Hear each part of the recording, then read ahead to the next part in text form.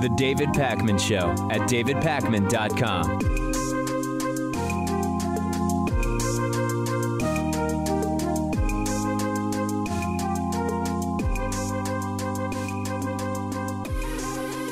I've talked to you before about political footballs. An example would be the right doesn't actually care about debt and deficit. They care about it to the extent that they can use it as a political football or a cudgel to push Democrats around and to try to get people elected and to criticize left-leaning politicians. The right doesn't really care about the demand for abortions. They're against abortions and they want to make abortion services illegal because that helps them raise money. But they don't actually want to do the things that reduce the number of abortions that women demand, like, for example, reducing unintended pregnancy, which is just sort of a basic thing. They use it as a political football or a cudgel to push people around. And along the same lines, the right doesn't care about civility and tone. They claim to care about that, but they really don't. And in the context of these recent pipe bombs that were sent to the Clintons and to the Obamas and to George Soros and to former CIA Director John Brennan and to Debbie Wasserman Schultz and Maxine Waters and Robert De Niro's restaurant, Senator Ted Cruz called for civility. Well, very nice. He tweeted the other day, quote, "Violence is never okay. Reports of bombs sent to the homes of Obama, Clinton, and Soros are deeply, deeply disturbing. America is better than this. Political disagreements are fine, even healthy, but we should always be civil and respect each other's humanity." That's my Ted Cruz impression. Pretty good. So, okay, he's in the pro-civility movement. Cool. Wait a second. 24 hours before tweeting that, he called for the imprisonment of Democrats without them having been convicted of, suspected of, charged with, or prosecuted for any crimes whatsoever. Is that civil? This was at a rally in Georgetown, Texas. At the mention of his opponent, Beto O'Rourke, the audience started shouting, "Lock him up." Why would you lock up Beto O'Rourke? I have absolutely no idea. Take a look at this. O'Rourke voted no. He would not stand with his...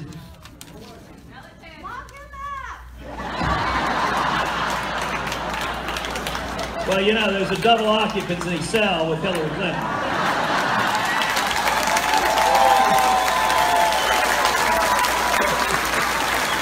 I saw two people in the crowd, by the way, wearing these American flag shirts, where the entire shirt, it doesn't have a picture of the flag. The entire shirt is like a flag. There were people wearing those at Politicon, interestingly enough. And that's against U.S. flag code. It's just as bad as kneeling for the national anthem, I'd say. Absolutely. So anyway, Ted Cruz complains about the lack of civility, and then he and his audience chants about locking up Beto O'Rourke with Hillary Clinton. If it's serious, is that civil? If it's a joke, is that civil? Like, either way, you have a crowd here chanting "lock him up" without even claiming that he committed any crime. With Kavanaugh, they were all about innocent until proven guilty. How can anyone suggest that Christine Blasey Ford is telling the truth until it has been proven in a court of law? What happened to that with Beto O'Rourke? Why are people calling for him to be locked up? And that's why I get back to another opportunity, Pat, to say what? Please vote. Please vote. Early voting has started in Texas. You can go vote right now.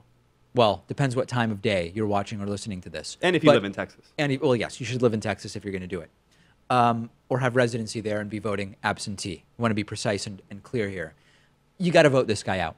This guy is disgusting. This guy, like many Republicans, uses civility and tone as a political football. It's used as a way to bully people. It shouldn't be allowed. And he is one of the most disgusting extremists in the U.S. Senate. And what would it be like getting him out? I mean, it would just be such a victory. Amazing on so many levels, because if you know that if Beto O'Rourke wins, that means Democrats probably are taking the Senate. And also, a loss here in this race would probably mean the end of Ted Cruz's political career. Probably. We know that he wants to run for president again. I mean, he signaled that a few times. And you kind of have to hold on to that Senate seat if you're going to do that. It kind of would also be a loss for Trump, because even though Trump coined the term Lion Ted and was very aggressive against Ted Cruz during the presidential campaign, he's since endorsed him, and they had a whole love fest that I saw and read about.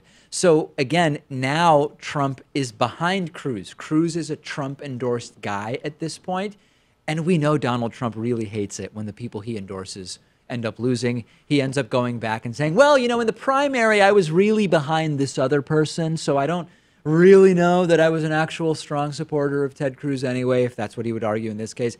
It would be a loss for Trump, which we love. It would be a loss for Cruz, which we love. It would be a major loss for Republicans in the Senate, which we love. It would be a win for the people of Texas. And that's the number one reason why I've been saying for months at this point that when early voting starts, you've got to go vote for Beto O'Rourke. Early voting has started as of Monday. Please go and vote for Beto O'Rourke. Okay, we've got a great show for you today. This is the last show.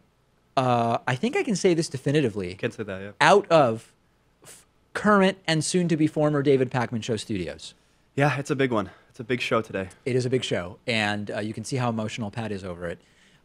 We will be moving studios, and the new studio will be soundproof, so there will hopefully be no more, as I like to call it. We will hopefully have, we will have internet that is 10 times faster. 10 times faster than the internet that we have here, which is going to be a great thing. Means that our members will get their programming earlier on in the day because the uploads will take less time. We've just got great stuff coming up. And just a new set, you know? It's been a few years since we've changed everything over. Yeah. Things are going to look a lot different I do now. want to warn people, the set is a work in progress. So just because we're out of here today doesn't mean that on Monday the new set will be fully done and ready, but it will be soon. It will be soon. Send me your thoughts about the move. Send me your thoughts about civility. Send me your thoughts about anything. I'm on Twitter at dpacman. The show is on Twitter at David Pakman Show. The David Pakman Show at davidpakman.com.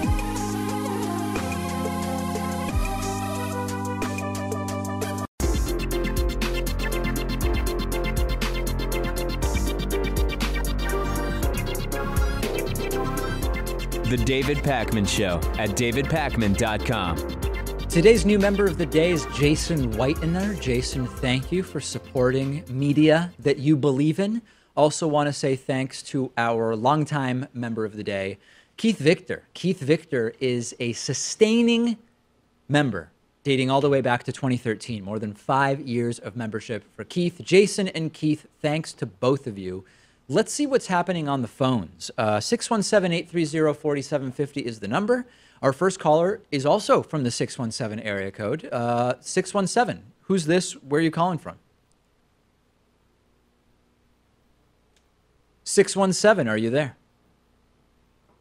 Oh, is that me? That is you. Oh, hi. My name is Tinley. I'm currently a student at UMass Amherst. Oh, all right. My undergraduate stomping grounds.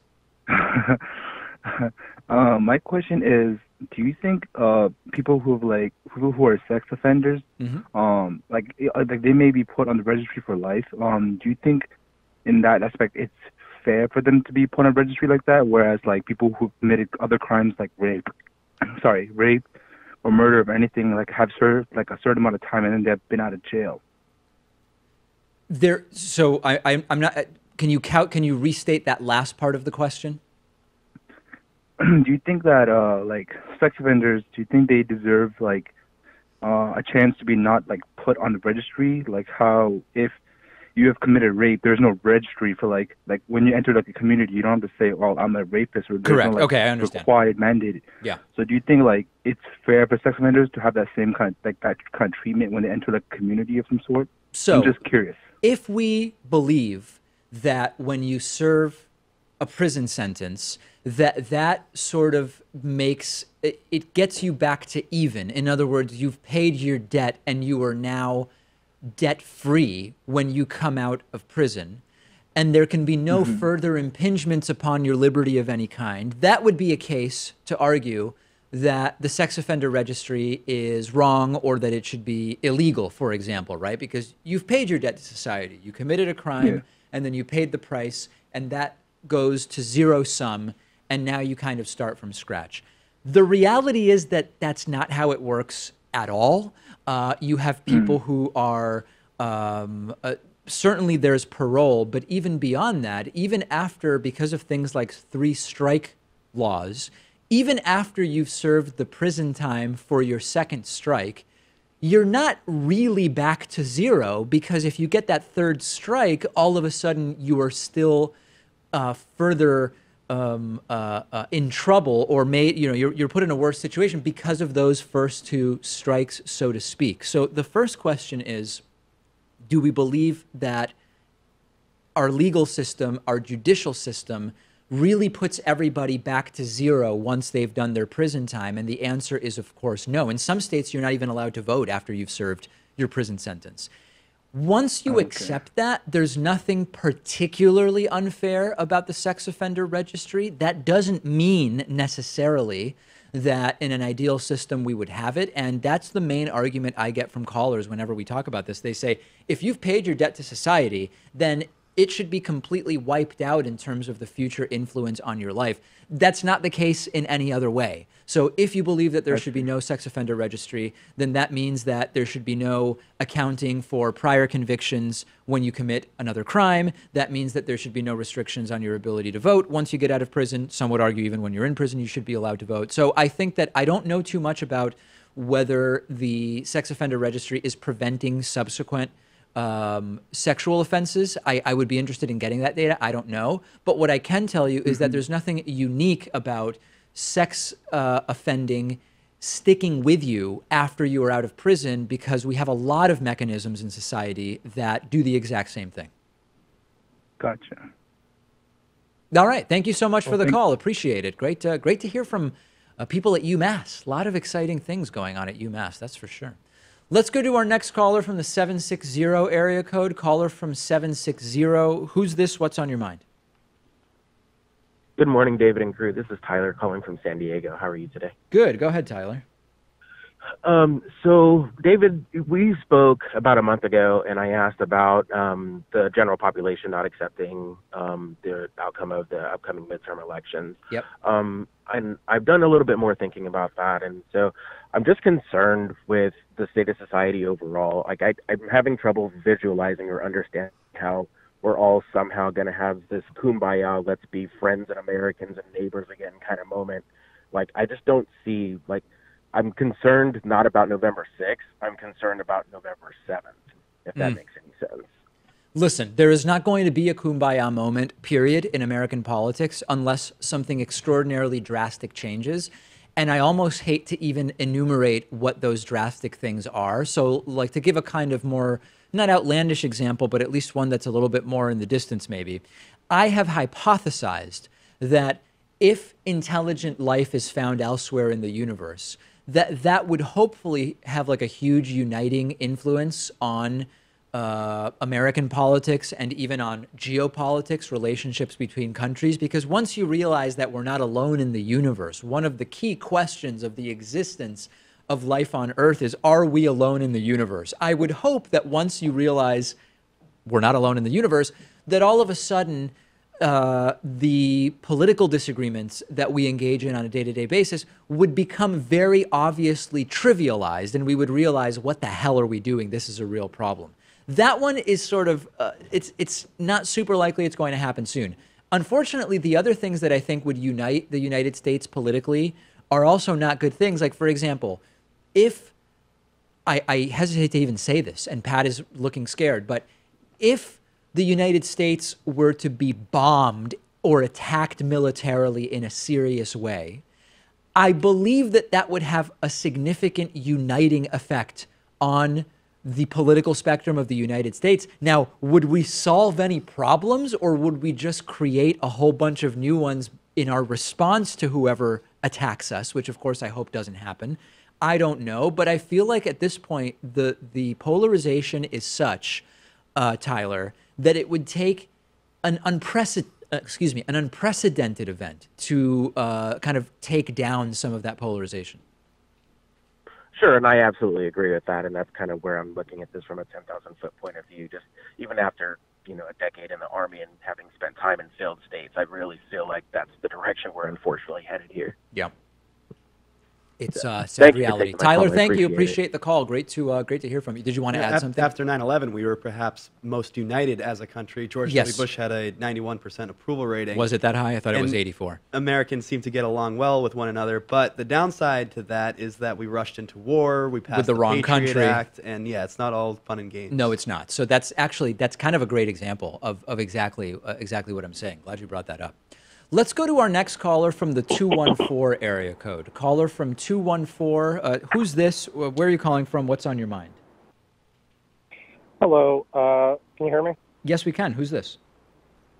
My name's Kyle. I'm calling from Tuscaloosa, Alabama. Great. But I'm originally from Dallas, Texas. Oh, all right. Well, that's okay.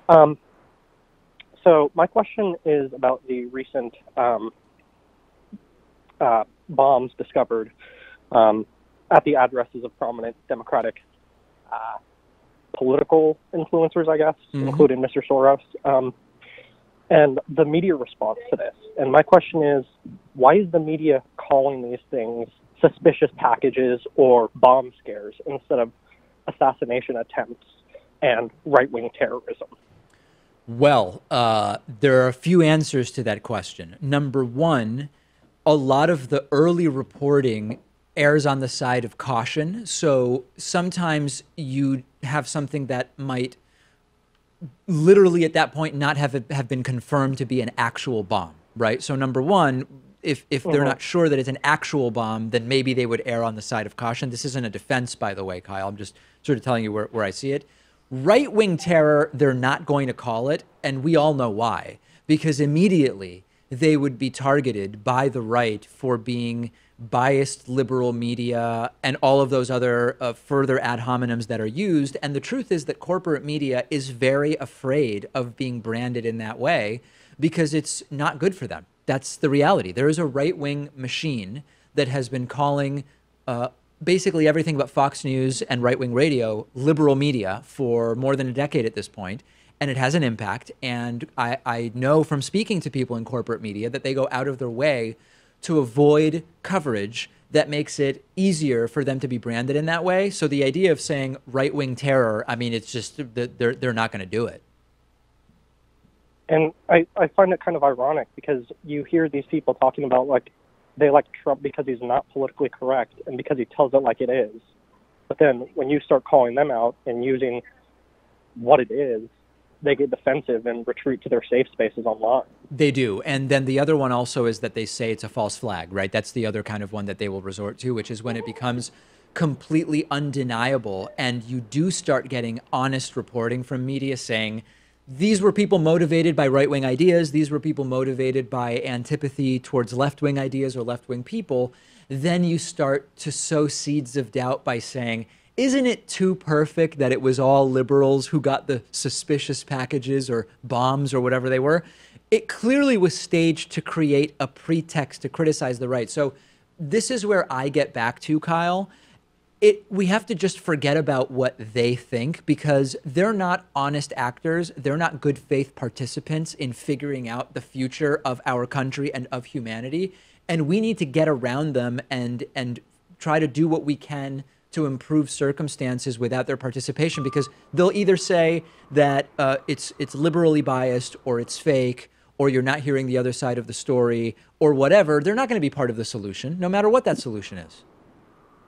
Well, thank you for having my call. Oh, my pleasure. Thank you so much for calling. Yeah, that's if you're waiting around for corporate media to say right-wing terror explodes under Trump, you'll have some guests say it sometimes. You will have people who come on and say, listen, the overwhelming majority of the violence is from the right. But as far as a corporate media headline saying that's our position, you're not really going to see that. Not in line with the neutrality bias that they have. It is not, certainly not.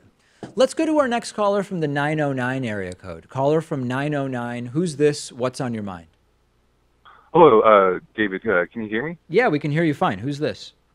Okay, perfect. My name's Aaron. I just had a question regarding the Politicon thing that kind of blew up on social media regarding Charlie Kirk and Cenk Uygur. Cenk Uygur, yes. Yeah, Cenk Uygur. Yeah, I was just kind of wondering. Sorry, I have difficulty pronouncing it. Oh, no problem. I was gonna just ask, what do you kind of think that kind of why do you think that reaction was just kind of provoked out of Charlie Kirk? Because the right wing, especially like these new types of pseudo intellectuals like Jordan Peterson, they try to present themselves as very calm, I guess, like considerate, like, you know, in debates and stuff like this. And here we just kind of saw them just blow up out of like nowhere. Yeah. So listen, for people who don't know what you're talking about, at Politicon over the weekend, there was a debate between Cenk's nephew, Hassan Piker, and Charlie Kirk of the right-wing Turning Point USA. I don't want to call it a think tank. I guess it's like an activism group. I don't even know what to call it. And during that debate, there was a point at which there was a conversation where I think Charlie was kind of probing Hassan about how much money he makes working for the Young Turks. And it escalated into a shouting match between Cenk, who was in the audience, and Charlie Kirk on the stage. And Charlie Kirk got up and walked to the edge of the stage. Honestly, I think it was all theatrics. I think it was just because Charlie Kirk took the bait deliberately because he knew that it would get attention and the clip has gone viral. I think that that's all it is. I don't think that we need to do an analysis of what was it about exactly what Cenk said that got Charlie Kirk yelling off of the edge of the stage. It's just he knows it's theatrics, and this is what they do. Okay. Yeah, because I just think it's kind of just ironic in a sense because they want to kind of deliver themselves to be this, you know, because like they always use like these trigger words like, oh, the violent left, like the you know, the civility the tone, shouting college students and all this, and like he kind of just showed like, well, I guess just the way. Well, I don't know, just the hypocrisy of that, because like he knows that people are going to eat it up and like defend him regardless. Yeah, and by the way, I don't think Charlie Kirk is part of that so-called like he's certainly not part of the intellectual dark web, which says that it's all about just kind of like calm and respectful engagement on the ideas. I mean, I saw 5 minutes of the debate between Hassan and Charlie Kirk, and it was just shouting, and it was so loud. People were leaving and saying it's just too loud in there, and there was nothing civil about the tone or tenor of that debate anyway. So it's just theatrics, and it worked, you know.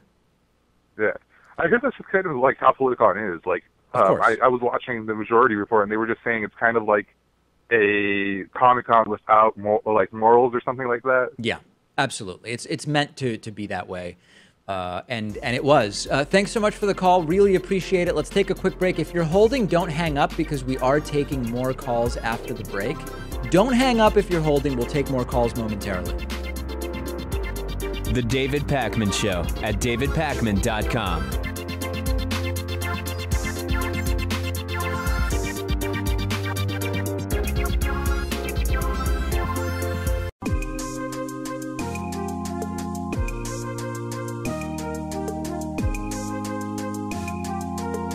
Welcome back to the David Pakman Show. Let's go back to the phones at 617-830-4750. Our buddy Caesar from San Antonio is on the phone, and he will often have questions I like. So let's see, Caesar, what do you have for us today? Hello? Yeah, Caesar, go ahead. Yeah, I have a question I want to ask you. Do you think the U.S. should invest in stuff like bullet trains or even the Hyperloop? Yes, I do.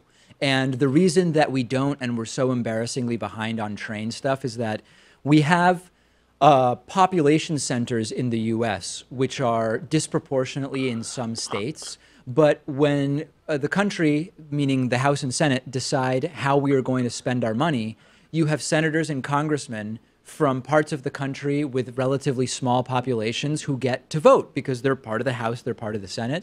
So if you are a congressman in the middle of Iowa and there's going to be a really fast train set up to go down the East Coast from Boston to Washington, D.C., and I don't mean the Acela, I mean a genuinely fast train, what's the advantage if you're in Iowa when you need to go and defend your reelection to your constituents? Why would you support that if you don't actually care about anything other than getting reelected? So that's why we don't have it, and I absolutely think we should be supporting that stuff. It's a joke how far behind we are on train transportation. Do you support the Hyperloop? I mean, I don't. So I don't know enough about its bigger picture viability, but I love the project, and I think it's fascinating, and I would love to see it made a reality, sure. Yeah, I mean, that's good. I mean, I think also a lot of people, the reason why, like the airline industry is kind of worried because they think that it might put them out of business.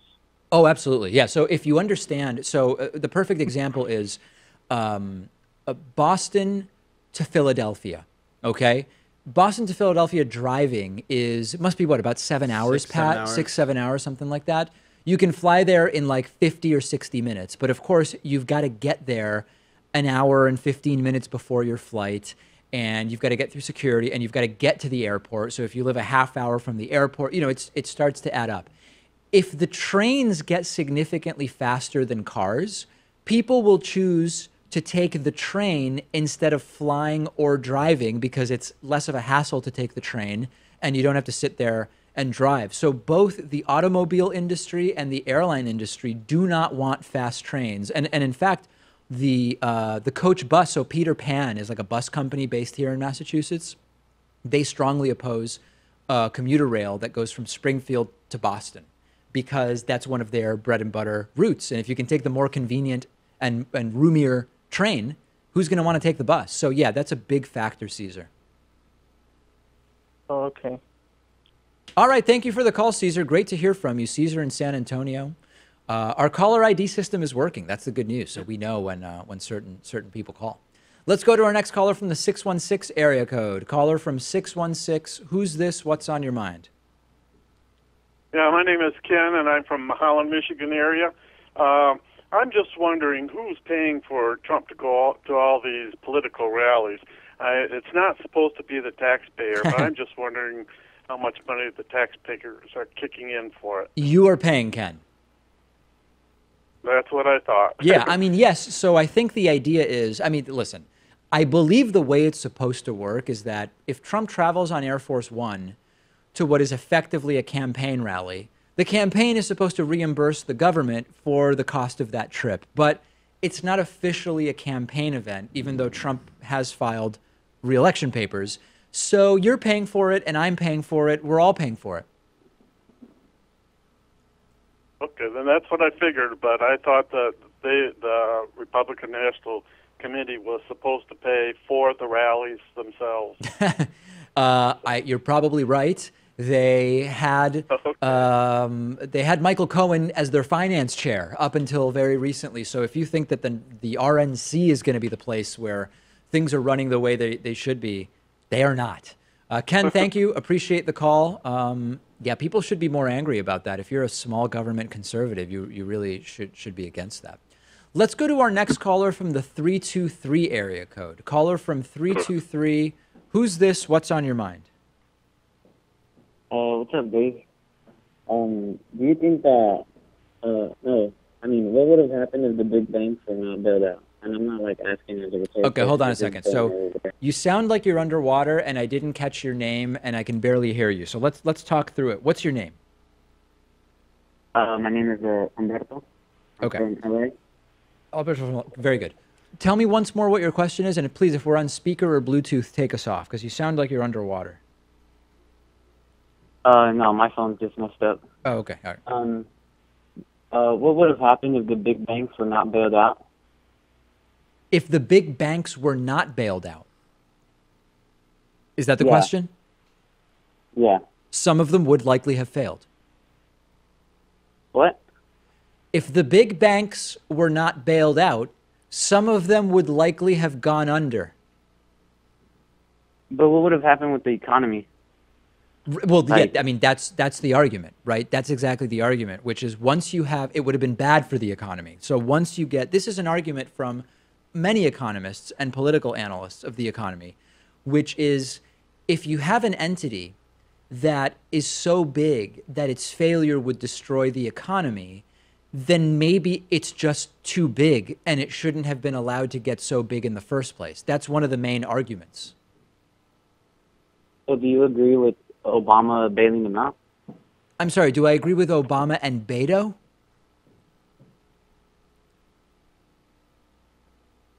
Oh man, I gotta bail. I can't. I'm sorry. Did you hear what that last thing was? I think he asked if you agree with Obama bailing them out. Bailing. It was actually George W. Bush who did that. Obama supported them. But. Yeah, I mean, listen, I am against. So this is one of those things like what's the example? I can understand how if you start from scratch, certain types of protectionism would make sense. But once you have 200 years of economic history, to drop tariffs in at that point can be damaging for the economy. I would not like I would prefer that the government not be in the business of bailing banks out. I would rather a situation where the banks never get so big that we are sort of held over a barrel by them in the first place. Given that we were there, I understand what the economic consequences would have been of not bailing them out, right? So it's, I mean, these issues are usually a little more complex than such a question would imply. Let's go to our next caller from the 781 area code. Caller from 781, what's your name, where you're calling from? Hey, is this me? That is you. Hey, David, I'm Matt. I'm calling from Massachusetts. Oh, all right, go ahead, Matt. I just wanted to know what's the best way to contact you about something. I just wanted to talk to you about something that I don't really feel like putting over the air, but I just wanted to like send you an email or something. Okay, I mean, it's so great that we're talking now because we could just do it. You know what I mean? And nobody knows who you are anyway. It's just there's a million Matts. You sure you don't want to just talk about it right now? Yeah, I kind of want to just send it over email because I'm just kind of embarrassed to talk about it. Really? Could you give me like what umbrella would it be under? Is it like is it a political issue? Is it a family issue? Is it a sexual issue? Romance. Probably a financial issue, I'd say. Okay. And is this a personal issue or something you're asking for a friend? Personal. Okay. Well, what if you just said it was for a friend and you asked me? I'd rather not. Okay. I mean, listen, I'm going to be honest with you. I'm too busy to get into back and forths on email with people. Like, you know, every day we get hundreds of emails, hundreds of tweets. So I'm not able to engage in the back and forth directly. Unfortunately, the show, it's a blessing and a curse that the show has gotten so big that I need to do the political discussion and those conversations on the show. And it would be great if I could engage one-on-one in that way, but it's just not practical. So I would say, listen, nobody knows who you are. You could be anybody. Your name might not even really be Matt. I would take the opportunity and ask me now.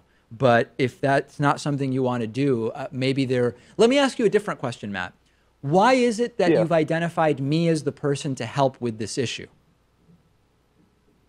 Wait, say that again? How did you, why am I the person to help you with your issue rather than anybody else? I don't know. I just feel you're a really nice guy. No. All right. Well, I would love to help you. I don't know where to go with this, Pat. I would love to help you, but you know, you can email in, of course, but we're not able, I do the discussion on the show, you know? All right, no worries. Okay. All right, sorry I couldn't help you, man. I'm so curious. I know, Pat's dying out of curiosity, yeah. There's nothing, can you tell us what type of financial issue it is, generally, if you were to categorize it? No. Wow.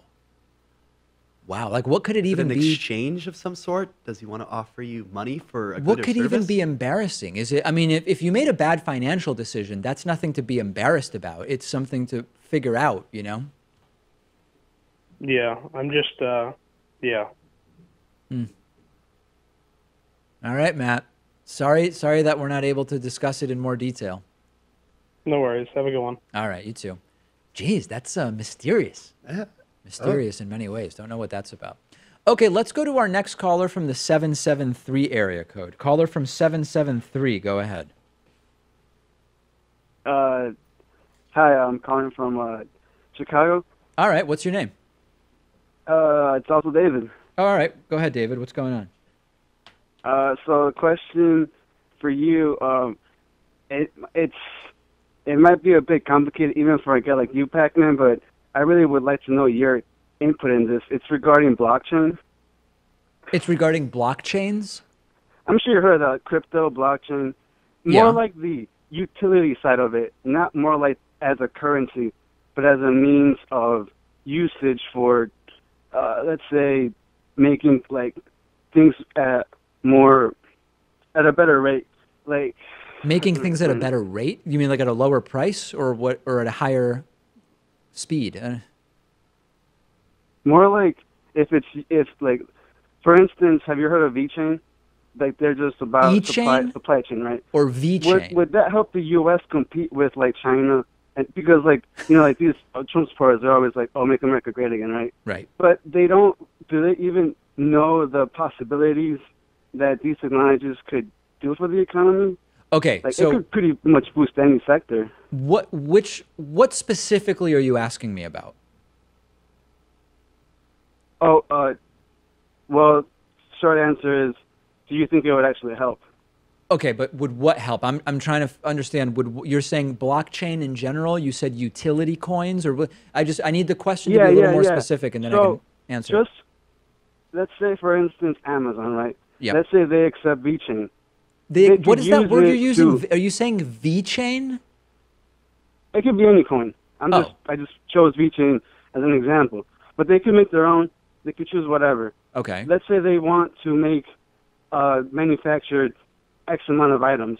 Sure. They could just put an algorithm through the blockchain to make that happen. With having less waste would mean more profit, which I'd say to America would probably sound really good. Wouldn't you agree? Less waste and more profit sounds appealing to for-profit corporations, for sure. Right, but then that's the thing. Like, the whole point of Satoshi's vision was to make it decentralized, to make the people have power. Yeah. So how would Democrats, here in the U.S., for instance, how would they potentially try to, inform the people about it in a way that's not as complicated? Because even I don't get it as much. It's pretty complicated. I think that's the issue. I think it's that you don't get it, and as a result, I don't know what you're asking. I think that maybe tells us everything we need to know about it. I don't know. I got to run, but it's not. I think we've got to clarify the question before we can really dig into the answers, but I do appreciate the call. Let's see if we can quickly talk to one more person here. Let's go to our caller from the 818 area code. Caller from 818. Go ahead. Hi, David. This is Chris from Los Angeles. I've called in the show before. I'm a member. Thanks, You've Chris. mentioned before both the Institute for Securing Democracy and I think Bot Sentinel as organizations that identify and track Russian troll bot operations. And in being on Twitter and in battling these troll scum myself, found that they use an NPC icon. And just curious, what was my question? What do you think U.S. citizens should do to combat the disinformation and lies, propaganda spread by these Russian troll bots? Yeah, so first and foremost, you've got to critically analyze primary sources of news. So anytime you are seeing a hashtag movement, dogpiling on Twitter, linking to a particular article, you always, on any issue you're trying to understand, you've got to go to the primary sources that are reporting it and critically analyze those for yourself. As far as the micro of dealing with bots and trolls on social media, I just mute them. I don't actually know, at the policy level, I don't know what should be done and I don't know what could be done. But at the individual level, if you've got NPC, which by the way, we'll talk about later on today's show, I'm going to talk about the NPC meme, non-playable character. If you've got NPC in your username on Twitter, I'm immediately muting you. If you call me an NPC, I'm immediately muting you. And it's not about creating an echo chamber. It's just about getting any non-serious actors out of the way, right? I follow a bunch of different right-wing voices on Twitter. It's not that I don't want to hear from right-wingers. It's just you've got to get the deliberate disinformation out of your ecosystem. Yeah, it seems like there's armies of these types of users on Twitter right now that are just spreading disinformation as much as possible. Absolutely. And as a U.S. citizen and someone who cares about our elections, I want to combat this issue and take it on head on. And I'm just wondering what we can do as a collective body. Yep. I'm sure Trump and his administration is not going to go after the Russian troll bots. He's not doing that. He doesn't have a cyber army ready to deploy. Yeah. But I'm just curious what your thoughts are, and I'm glad you bring up the issue, and please talk about it more. I will continue to. This is a top issue right now. Yeah, absolutely. Thank you so much for the call. We will take a quick break. Sorry to everybody we didn't get to. 20 people holding. Jeez. But not today. I apologize. We will take calls again next week. Audience questions after the break. The David Pakman Show at davidpakman.com.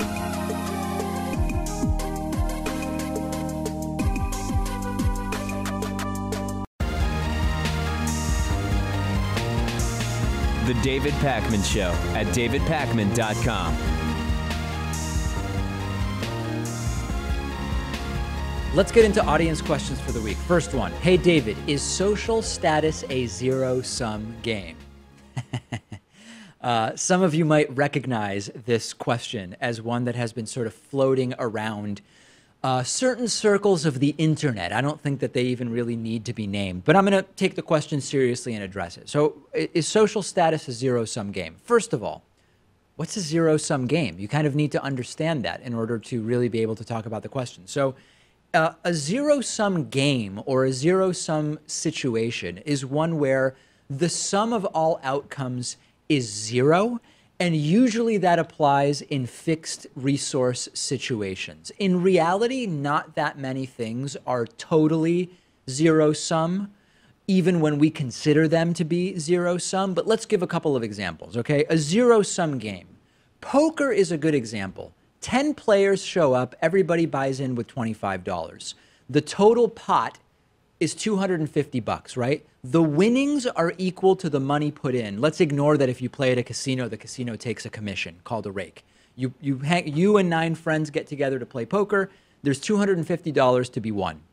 The total amount of winnings will be $250. The total amount lost by all players will be $250. If one player ends up with the $250, the other 9 players collectively lost $250, and it is zero sum. Why? Because the resources are limited. There is $250 of winnings. That's the total resources. The gains and losses will equal out to zero. Non-zero sum. Here's an example of a non-zero sum situation. Self-determination in society, okay? Imagine that there's 2 people in society that can get jobs, and there's 2 jobs available, airline pilot and computer science technician. If you put the person who would rather be an airline pilot in to work as the computer science technician, and the person who wants to be a computer science technician works as an airline pilot, both will be in jobs they don't like, and that will have negative repercussions. Society loses, and both of those individuals lose because they have not really self-determined their fate. They are both in jobs that they don't like.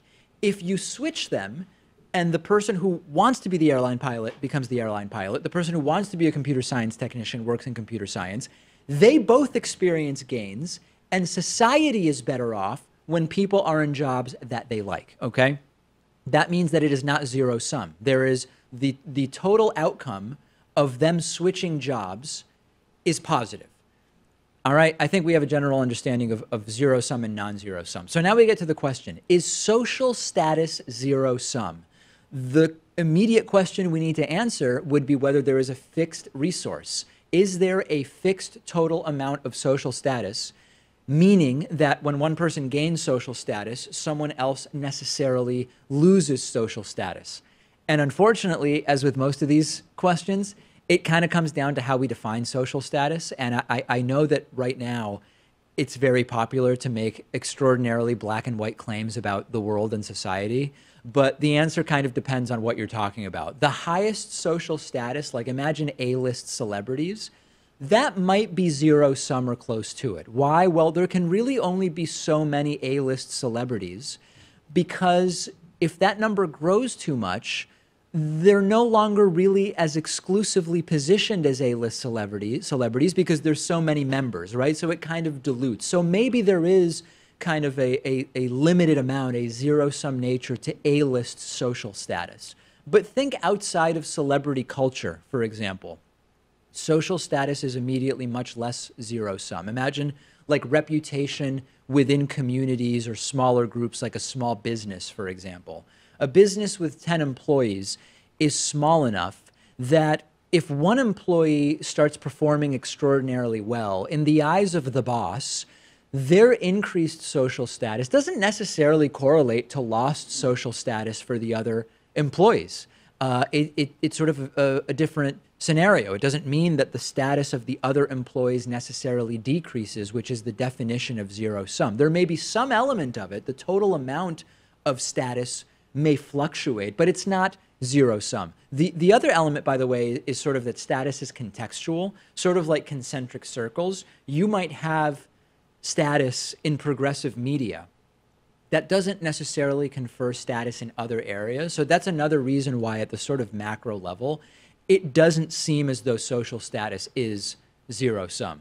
Shockingly, I know that there will be people in the audience who will get really angry with me and disagree, and I look forward to hearing from you about that. Next question today. Hey, David, this is from Carrie. What do you think of this new right-wing insult meme, NPC? NPC. This actually came up at Politicon during my fake news debate. So here's just like an experiment I want to do first just to see about this. Do you have any idea what NPC means, Pat? Oh, God, no, I don't. And I've done limited research into it, trying to understand what the term means. But I know it's the latest alt-right trope. That's about it. That's all I got. So let me explain it to you, and then I'll tell you what I think about it. NPC stands for non-playable character, okay? If you play video games, how, once again, video game culture is trying to install terminology into society, I don't know, but they are. I also don't really understand Gamergate, so this goes hand in hand. NPC is, when you play a video game, there are characters that the human player controls. So like if you play Super Mario Brothers, you control Mario or Luigi if you're playing a two-player game. The Koopas, for example, are non-playable characters. They're characters in the game. The humans can't control them.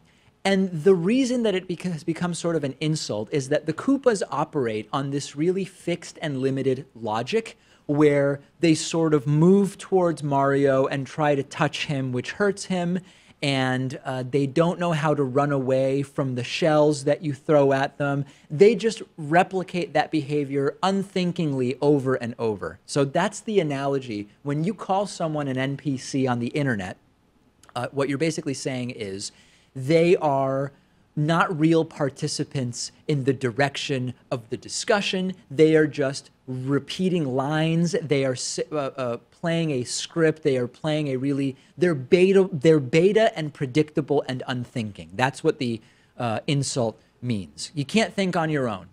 This is a stunningly dumb meme. Does anybody really think that these are intelligent or clever phrases or interesting critiques of society, saying that people you identify as beta are NPCs? And quite frankly, if you see people using this term, my instinct would be to pity them rather than to get angry. I would ignore them, and for the most part, I mute them on Twitter. At this point, I don't even know how many hundreds of people I have muted, but over the weekend, after the Politicon debate where roaming millennial commented on what NPC is, I started getting a ton of tweets from people saying I'm an NPC or that my appearance on Jesse Lee Peterson was NPC. I just mute them all. I just have no time for this nonsense. Yeah, this all seems really silly to me, but I don't think the analogy really stands up because sure, in the first couple levels, you have those NPCs that will just get hit by anything and die and they won't really do much damage to you. But by the end, you have like the boss characters, like Bowser, to use your Mario example. Yeah. And those guys are pretty tough. Like they'll beat you a few times before you ended up conquering them. But I think still the critique would be that they are behaving on pre-programmed logic and not really thinking for themselves to the extent that video game characters think to themselves. It is really, really dumb, and I hope that it'll fade away just like all of these other silly terms. Tomas wrote to me. He said, David, what are your thoughts on tankies, people who espouse apologetics for Stalin? Do you think when people on the left fawn over the most brutal dictators, does that somehow delegitimize our side of the political spectrum? So if you've not heard the term tanky before, it is a pejorative. And what it refers to is someone who apologizes for the violence and crimes against humanity that were perpetrated by Marxist-Leninist regimes, but most specifically in the Soviet Union under Stalin, okay? When people on the right fawn over dictators like Trump does, we rightly slam them. And we shouldn't apply a different standard to those on the left who do it. And this applies to Stalin. This applies to Bashar al-Assad, without saying that they're the same. This applies to the authoritarian tendencies of recent and current Venezuelan leaders as well. The issue is not so much the critique that is implied by the word tanky, but that tanky is a pejorative, and that's where you can start to lose people because it's an ad hominem. It describes a political position, this sort of apologia for Stalinist Russia, but it is a pejorative. And it's also important to know that there are different degrees of tankies. Like there are straight up conspiracy theorists who deny that Stalin was a murderous dictator altogether and are sort of in total fantasy land.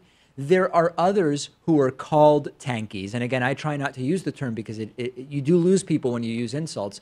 There are others who aren't straight up conspiracy theorists who say Stalin never did anything bad, but they sort of try to contextualize or minimize the misdeeds of Stalin or explain that given the circumstances in the USSR at the time, that a lot of the decisions made by Stalin sort of made sense and that others would have made the same decisions. Whatever degree of apologetics for Stalinism they espouse, they slow down progress and they do hurt the left. And what you have to understand is that with a lot of the individuals described by the term tanky, which again, I think we shouldn't use, when you confront them, they will say, it's not that I'm defending Stalin, it's that I'm against imperialism, for example. I'm against American empire or colonialism or something like that. But you can be against any of those things without apologizing for Stalin or minimizing what Stalin did. And I make no secret out of the reality that the people that are described by the term tanky, even though it's not a term I use, it's not my part of the left. I don't share that much in common with them other than the fact that I think on social issues, we would probably all be united, but on economics, I think we probably differ pretty significantly. On geopolitics, I think we differ pretty significantly, and I do believe that they hurt the left overall. But my advice to the people, there are so-called tankies in our audience, and again, my advice to the non-tankies is don't use the term tanky, because it is an insult. I don't even know, I mean, is that a term you're familiar with, Pat? Because this is one of those terms where in certain circles, it's become a big thing, but a lot of people on the sort of mainstream left of the U.S. aren't even aware of this debate that's going on. Yet again, I'm unfamiliar with this term, kind of like with what we discussed before, non-playable characters. Yeah. I guess I'm just not on those subreddits. You know, I'm not in the places where these terms are used. Yeah, and that's also why I think we should avoid the term tanky, not only because it is a pejorative and we want to try to avoid using ad hominems, we want to argue political positions. I also think it's a bad idea to use it because a lot of people just don't understand what you're talking about. I think it's much more relevant to talk about, you know, I've talked about what I call a strain of Leninism among the left right now. And it does relate to positions on Venezuela and Syria and Russia, and use more precise, accurate terms that aren't pejorative. And if somebody thinks that Leninist is pejorative, then I think there's probably a conversation to have there about whether words even have value or meaning anymore, because that has a much more specific definition. Send me your thoughts. If you think that the term tanky is not an ad hominem, I also want to hear from you because I think it's pretty clear that it is. We have a fantastic bonus show for you today. Get access to the bonus show by becoming a member at www.joinpacman.com or by becoming a patron at patreon.com/David Pakman Show. I'll speak to you then.